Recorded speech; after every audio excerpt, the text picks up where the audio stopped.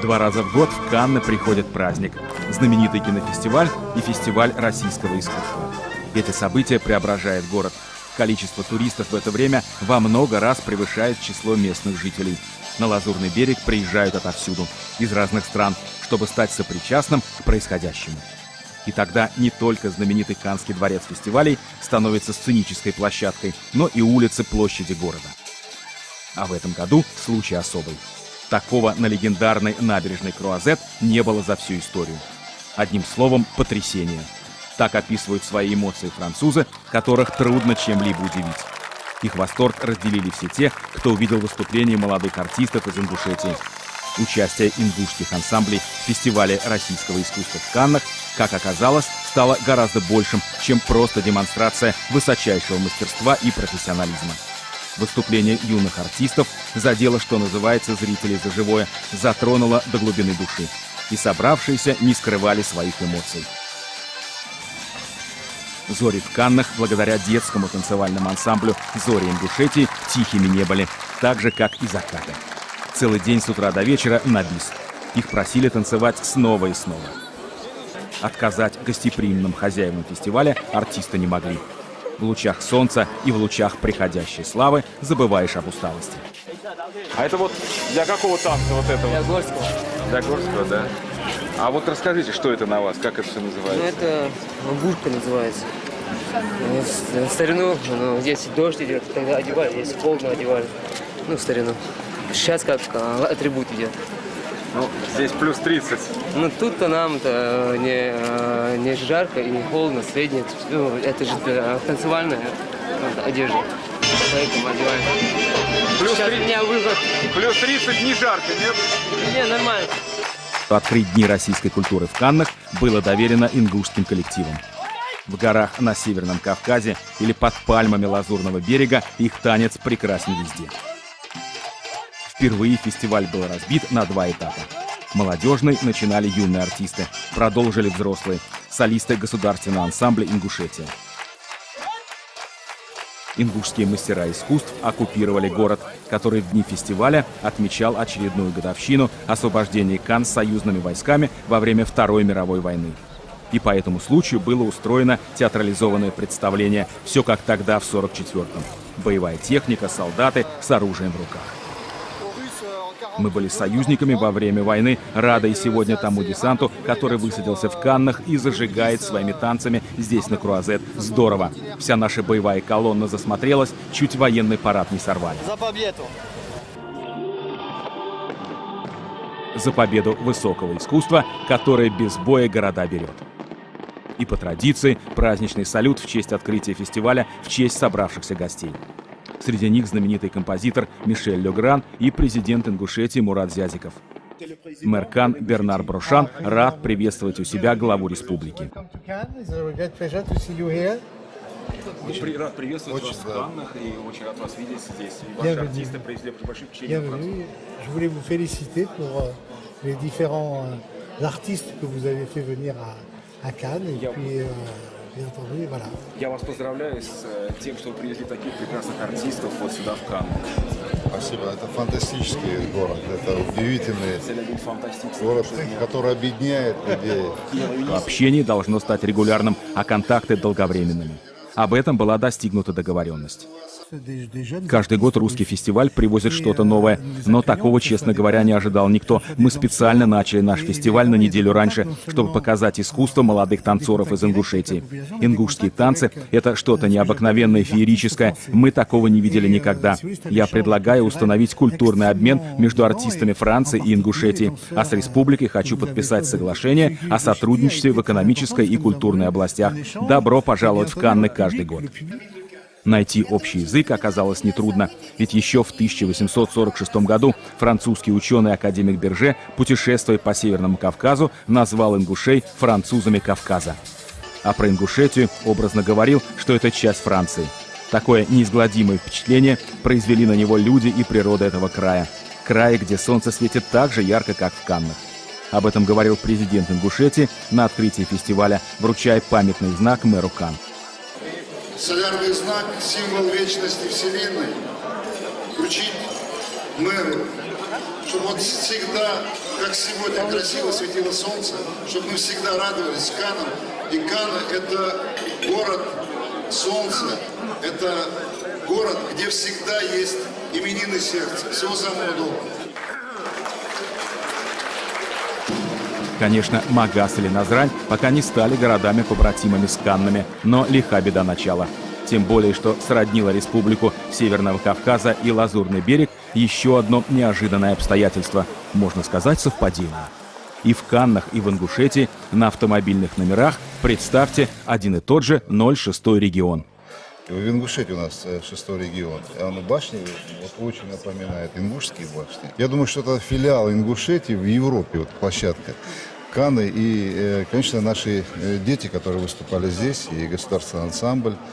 Еще раз сказал всем, кто здесь, вот, участники этого прекрасного форума, я бы сказал, что культура, она объединяет, что Ингушетия – это часть российской кавказской цивилизации, часть европейской цивилизации. И с таким вот огромным успехом проходит выступление наших коллективов, и это ко многому обязывает. Их искусство уже покорило мир. Государственный ансамбль «Ингушетия» – лауреат многих общероссийских и международных конкурсов. Его самобытность, утонченный художественный вкус, богатый репертуар, высочайшее мастерство никого не оставляет равнодушными. Но к выступлению в Каннах готовились особо, ведь нынешний фестиваль российского искусства юбилейный, 10-й. И проходит он в год 60-летия Международного Каннского фестиваля. Кроме того, Республика Ингушетия только что отпраздновала свое 15-летие. Свою первую пятилетку отмечает в должности главы республики ее президент Мурат Зязиков, которому 10 сентября исполняется 50 лет.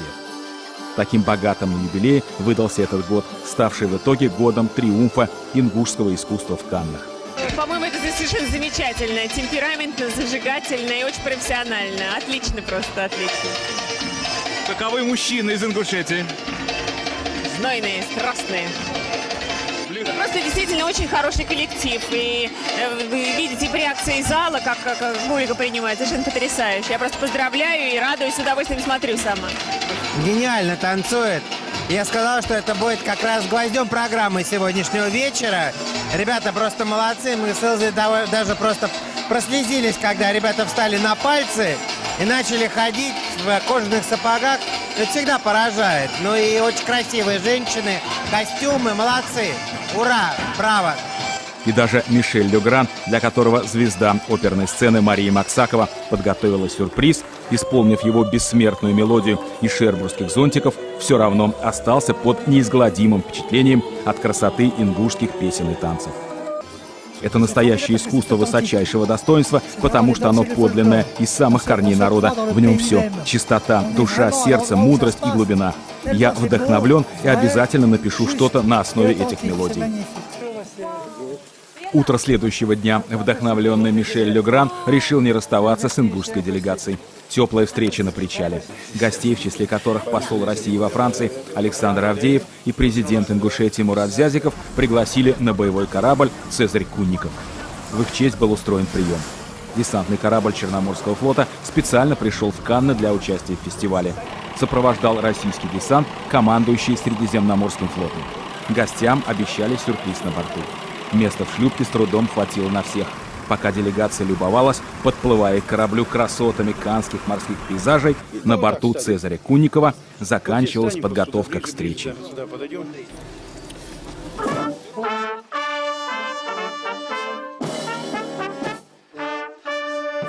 Обещанный сюрприз оказался музыкальным. Иначе на фестивале и быть не могло. Искусству ингушей, о котором в Каннах уже говорили все, моряки готовили достойный ответ, вовсю стараясь не ударить в грязь лицом. Морской оркестр старательно выдавал медь знакомых мелодий. Для встречи был выстроен почетный караул. Рапорт принимают посол Российской Федерации во Франции и президент Ингушетии. Затем они совершили ознакомительную экскурсию по боевому кораблю, встретились с личным составом. Среди моряков оказались и земляки Мурата Зязикова с Северного Кавказа. Ходатайство для них по просьбе ингушского президента об увольнительных на берег для участия в приеме от имени Республики Ингушетия было командованием удовлетворено. Надо сказать, что фольклорным коллективам из Ингушетии, вопреки заведенному порядку, было предоставлено для выступлений 2 дня, тогда как все остальные довольствовались одним. Ингуши демонстрировали свое искусство на одной сценической площадке с такими прославленными коллективами, как Государственный симфонический оркестр под управлением Федосеева, Мариинский театр, другими выдающимися исполнителями. Новые впечатления, новый город, все новое, нормально, очень красиво. Мы рады, что сюда приехали, попали. Очень тепло нас приняли, нам очень понравилось. Это наш ансамбль. Это у нас в горах, в Джейрахе. Это 15-летие у нас было республики. Вот мы там отработали, там нас сняли. Если в день открытия фестиваля ансамбли выступали в закрытом помещении, то во второй день под открытым небом на знаменитой набережной Круазет. И снова восторг, овации, успех. Я даже не подозревала, что так можно танцевать. Это бесподобно, глаз не оторвешь. Это кто, откуда, где такое можно снова увидеть? Я думал, что самые зажигательные танцы у нас, ошибался. И если бы не надо было помогать на кухне, сам бы танцевал всю ночь. Вот что значит волшебная сила искусства. Повар-африканец готов записаться на курсы по обучению кавказским танцам. Композитор Мишель Легран не пропускает ни одного выступления артистов из Ингушетии, объявляет себя их страстным поклонником и выпивает за это рюмку водки. А посол России и президент республики не могут устоять на месте и выходят в круг. Их примеру следуют многие из собравшихся. Кстати, среди гостей было немало соотечественников, представителей ингушской диаспоры, которые специально приехали на торжество из разных уголков Европы. И среди наших регионов для французов мы открываем те регионы, которые они не знали, либо которые они ассоциировали с проблемами, либо с чем-то другим. А оказывается, это процветающая культура, это красивые люди, это прекрасная живопись, это великолепные фольклорные ансамбли. И все это сегодня в Каннах вызывает восторг и много вопросов и в адрес журналистов, и в наш адрес. Почему об этом не знали раньше? Почему традиционные связи Франции с регионами ослабли? А мы довольны, потому что мы с помощью ингушской культуры, культуры других регионов сегодня достойно, я бы сказал, полноценно представляем всю Россию. Вот президент Ингушетии Мурат Маговедович Зязиков сказал французам, что средний возраст ингушей сегодня, это в нашей проблемной экономике, оказывается, средний возраст ингушей больше и выше, чем средний возраст французов. 77 лет. Французы этого не знали. Я думаю, что мы не до конца еще даже осознаем возможности, которые нам предоставляют региональные связи и вообще выход регионов на культурную площадку Западной Европы, на экономическую площадку Западной Европы. Вот сыры. К примеру, сыр. Оказывается, Франция – столица сыров, однако таких сыров, как в Ингушетии, здесь нет. Да, поедут к нам учиться. Минеральная вода Кавказа, оказывается, по целебным свойствам она лучше, чем лучшие минеральные воды Франции. И сейчас от Пьера Кардена до французских врачей все хотят иметь образцы минеральной воды Ингушетии, а может быть и покупать и продавать здесь постоянно. В общем, каждый день какие-то интересные открытия. Говорят, что люди во всем мире едят для того, чтобы жить, и только французы живут для того, чтобы есть. На то и рассчитывали ингушские повара, приготовив для гурманов в Каннах такое великолепие традиционных национальных блюд.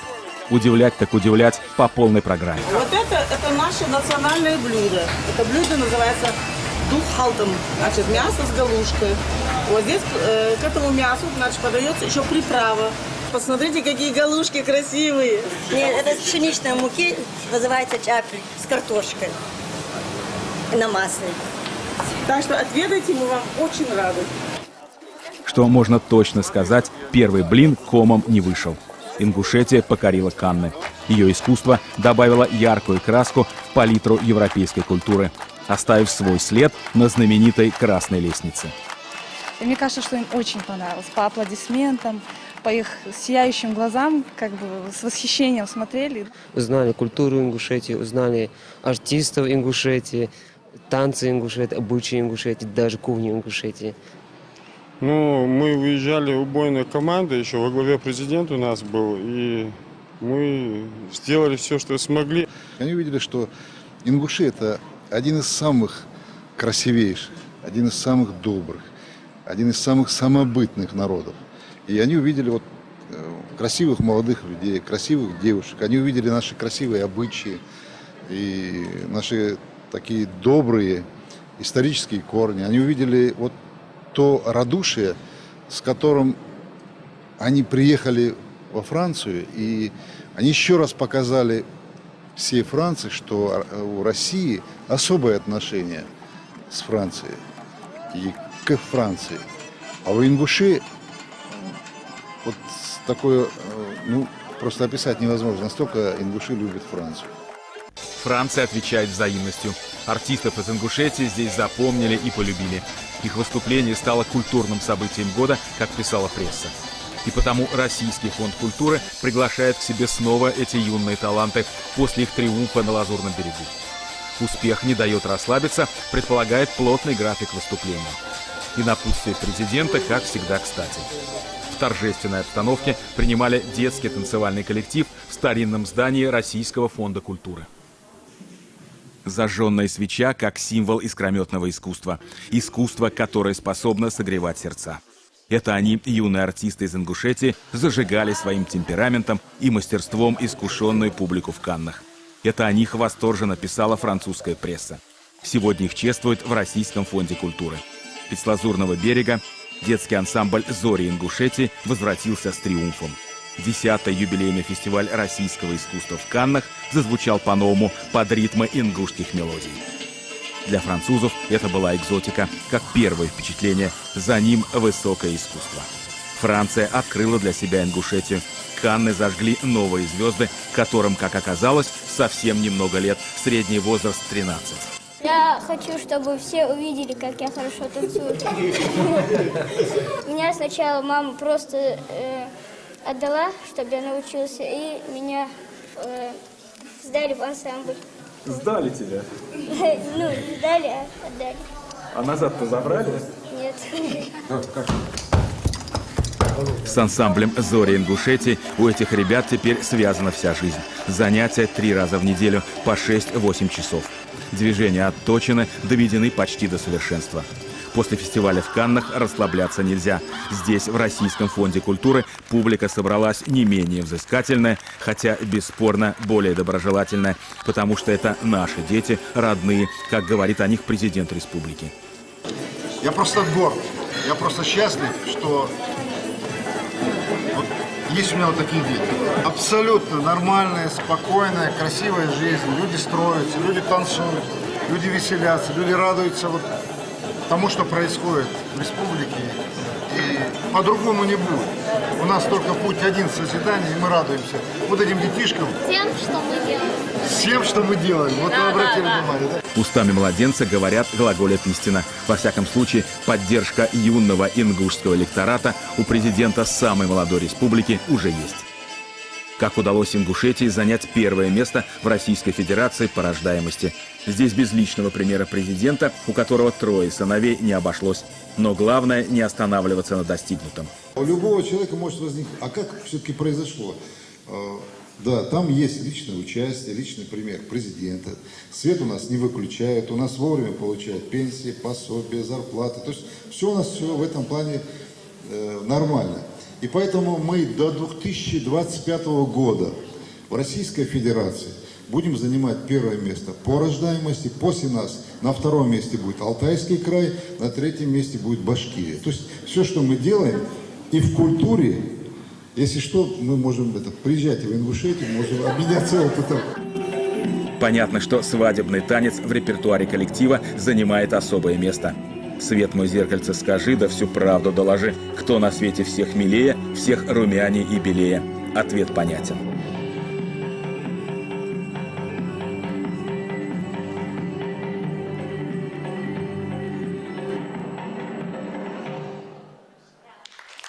И снова эмоции через край, снова аплодисменты, фото на память. Остановись мгновение, ты прекрасна. Только танец живет в движении, любой. А сколько их уже исполнено, не перечесть. Горский танец, ингушский, молодежный, еще аварский, праздничный. У них много талантов. И танцоры есть, и вокалисты. А у тебя какой-то особый наряд. Почему? Расскажи, Я что это? песни пою, а они танцуют. Песни о чем? Я про меня песенку пою и на нашем языке. Про тебя это что значит? Ну, там как я двойки получаю, ну не обращаю внимания за то, что двойки получаю, братика кормлю, ну и так далее. А ты двойки получаешь, да? Или это только песни? Не, я отличница. А меня Мурат Магомедов Дядиков выдвинул на минуту славы. Ах, это ты у нас звезда. Да, снимайте.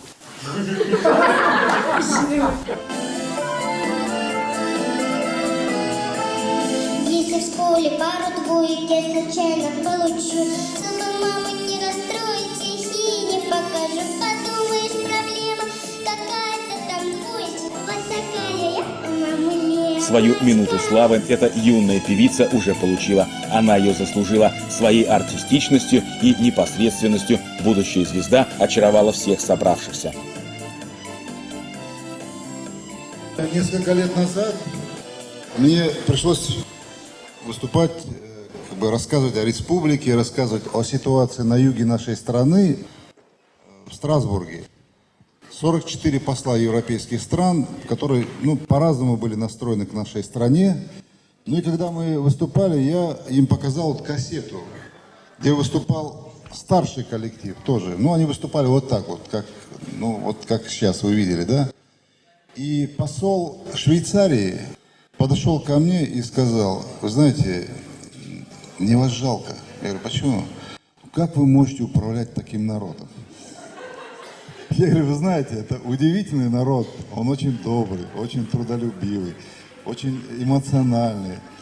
Они все свои эмоции в танцах выдают. И это правда. И не бывает такого, чтобы своими эмоциями они не заразили окружающих. А если в круг выходит сам руководитель коллектива, то страсти накаляются до предела.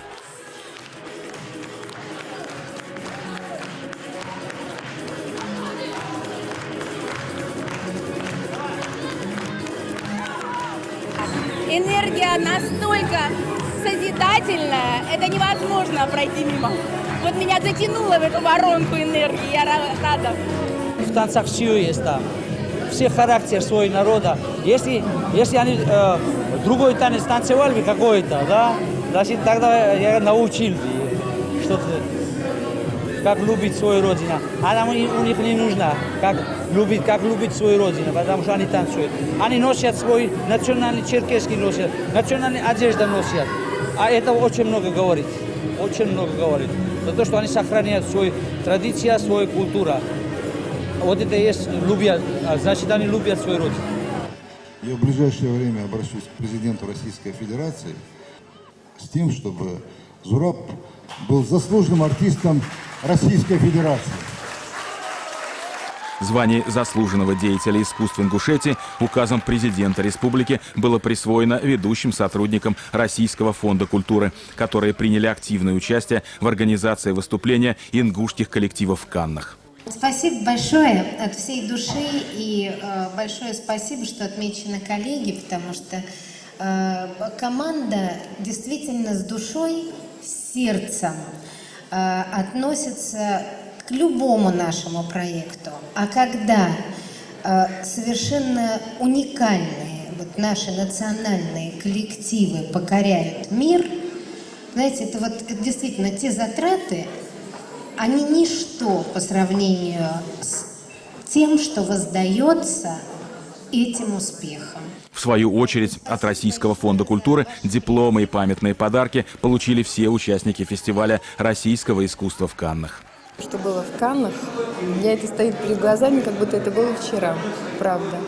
Необыкновенное удовольствие, потому что то, что от природы, то, что на земле, то, что от неба, то, что от солнца, Мне кажется, вы это не потеряли. У меня сидели со мной друзья сегодня. Вы знаете, ну просто они... Таня плакала. Вот Таня, дизайнер, которая потом вышла танцевать, просто слезы на глазах. Потому что ну, невозможно было удержаться, невозможно, потому что это просто поднимает и несет. Вот эта энергия такая сумасшедшая, природная. Огромное вообще получили удовольствие, правда. Спасибо большое.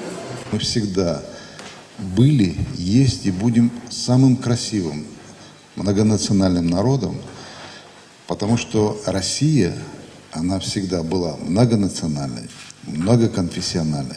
И в этом наша самая большая сила. В этом наша сила, а наше будущее в них.